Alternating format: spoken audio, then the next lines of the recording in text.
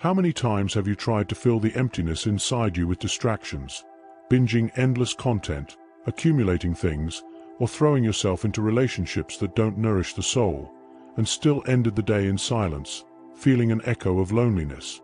What if that emptiness wasn't an enemy to be smothered, but a call from life to a spiritual awakening? What if that sense that nothing fits anymore is, in fact, an invitation to begin a new cycle? George Bernard Shaw said, "Life isn't about finding yourself. Life is about creating yourself." Perhaps this is the deepest point. We are not here to return to who we once were, but to recreate ourselves with every fall, being reborn more whole, more conscious, more true. Today, we'll walk together through themes that cross every new beginning: silence, detachment, crises as teachers, mindful breathing, and the wisdom of cycles. Perhaps, by the end, you'll realize that what you called an end was only the beginning of something much larger. And it is in that silent beginning that many lose their way. Because when the external noise stops, what arises inside us can be even more deafening. We live in an age of constant noise. Not only external sound, but the internal clamor of accelerated thoughts, constant notifications, and endless distractions. All of this creates the illusion that we are alive, while, at heart, we are merely anesthetized. When pain appears, many try to escape it. Some drink until they forget, others work themselves to exhaustion, and some get lost in shallow relationships. But the truth is that what we call addiction, whether to alcohol, drugs, sex, consumption, or recognition, is not the root of the problem, but the way we found to hide the emptiness. This search to fill the void reveals what Jung called the spiritual thirst of our soul for wholeness. He saw addiction not as a moral weakness, but as an existential crisis, the psyche's attempt to find transcendence when healthy pathways are blocked. Addiction is what he termed spiritus contra spiritum, spirit against spirit, where the genuine search for connection expresses itself destructively. That emptiness, however, is not an enemy. It is the language of the soul asking for room. Rumi reminds us, "Silence is God's language, all else is poor translation." When we stop and allow ourselves to listen, we realize the emptiness does not need to be suppressed, but welcomed. There are those who, after a great loss, seek endless nights of partying, believing this will bury the pain. What happens, however, is the opposite. Loneliness returns even louder in the silence of the early morning. A true new beginning only starts when we have the courage to sit with that silence and ask, "What are you trying to teach me?" And it is precisely when we begin to hear those answers that another challenge arises: letting go of what no longer makes sense, learning the paradox of detachment. Attachment is born from the illusion of control. We think that if we hold on tightly, we will keep safe what we love. But the tighter we squeeze, the more we suffocate. Alan Watts reminds us, the only way to make sense out of change is to plunge into it, move with it, and join the dance. Life is a flow, like a river in motion. Resisting the water's course is to drown. Trusting it is learning to swim with it. Many stay in jobs that drain their energy, in relationships that have lost meaning, in habits that no longer bring life. Not out of love, but out of fear of the emptiness that will come when they let go. But emptiness is not destruction. It is the fertile ground where the new can take root. Letting go does not mean discarding or abandoning recklessly. It means recognizing what has served its purpose and opening to the next chapter.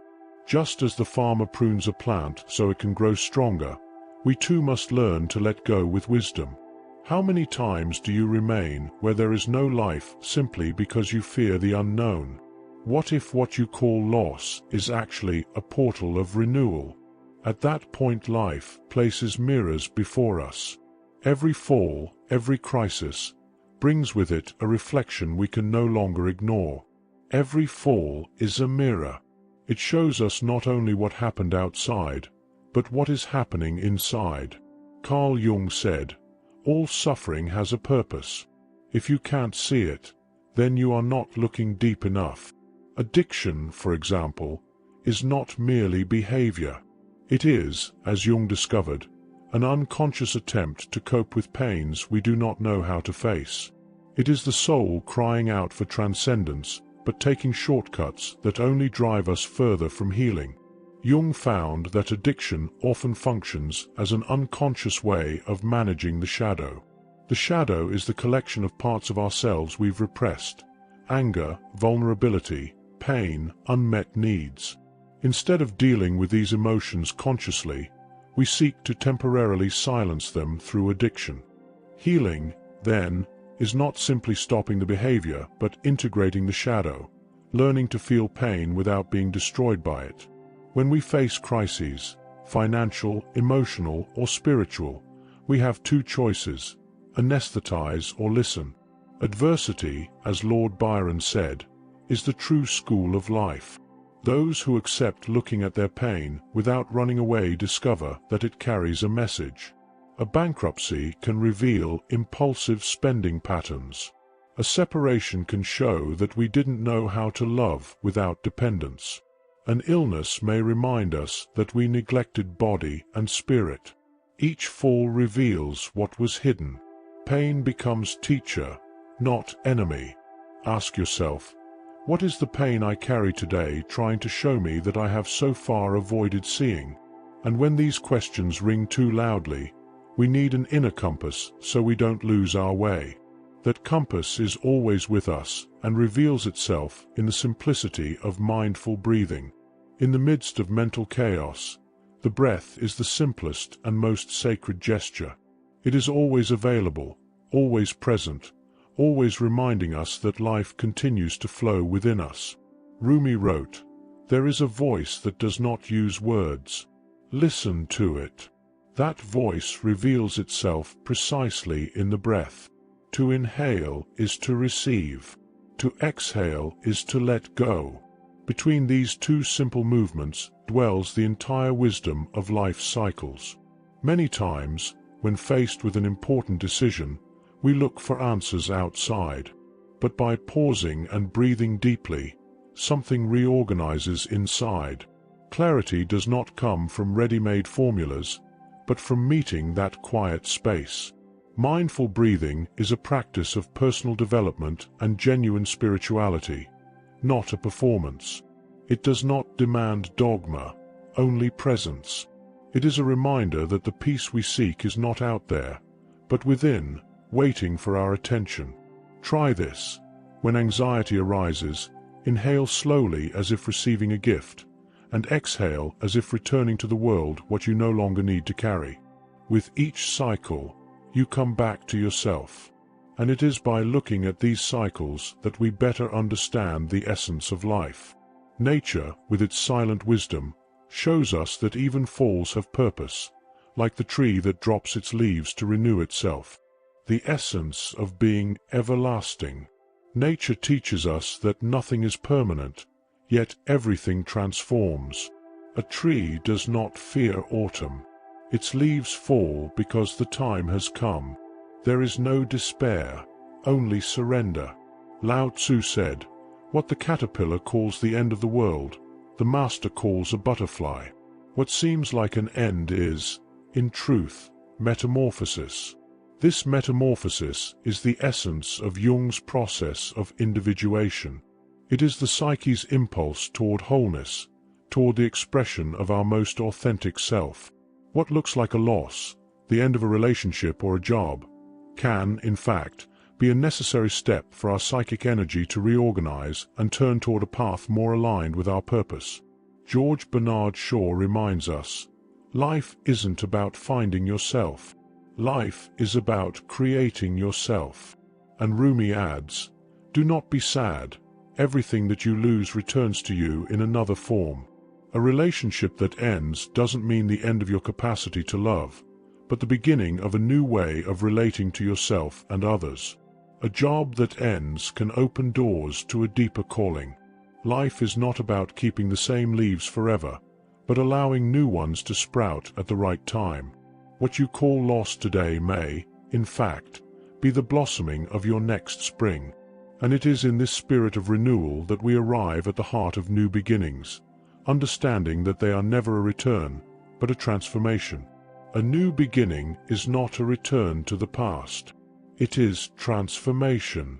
Pain is not punishment, but invitation. Emptiness is not absence, but a fertile womb. Symbolic practice. Imagine yourself now as a tree in autumn. See your leaves gently falling, each one representing an attachment, a fear, a pattern that no longer serves. Remain silent for a few moments. The trunk remains, the root remains, the essence remains. Life is not over. It is merely preparing for spring. That essence that remains is what connects us to a greater power. Instead of focusing solely on the ego, the conscious personality that tries to control everything, true new beginnings happen when we learn to connect with the self, our deepest transpersonal center. It is this axis, what Jung called the ego-self axis, that gives us the strength and clarity to transcend compulsion, because it aligns us with something greater than our own willpower. Your recovery journey is not about returning to who you were, but about becoming a more whole and complete person than you have ever been. What if what you call an end is actually just the beginning of who you were born to be? If these words touched something inside you, perhaps it's time to take another step on this path of reunion with your inner truth. Subscribe to the channel and turn on notifications to continue receiving content that nourishes the soul with presence and authenticity. Share in the comments what resonated with your heart. Your story may be the mirror someone else needed to find. And if you wish to continue in this vibration, watch the video linked in the card. It was chosen with care to accompany you on this journey. Peace and light.